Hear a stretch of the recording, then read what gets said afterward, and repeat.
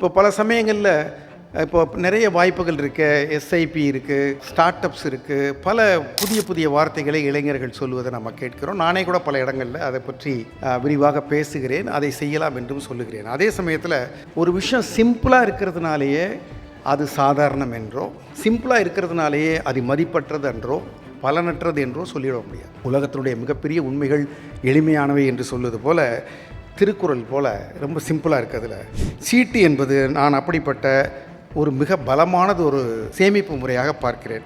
ஏன்னா உண்டியலில் போட்ட பணம் பணமாகவே இருக்கும், சீட்டில் போடுற பணம் வளருது.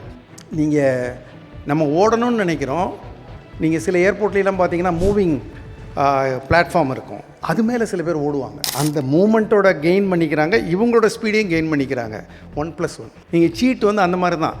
உங்கள் பணத்தை சேமிக்கிற போதே it gathers some additional amount by way of கொசுறு, இல்லைன்னா அதுக்கு நீங்கள் என்ன டிஸ்கவுண்ட் எது சொல்கிறீங்களோ அப்படி அது போடுறத விட கூட கொடுக்குற நிச்சயமான ஒன்று.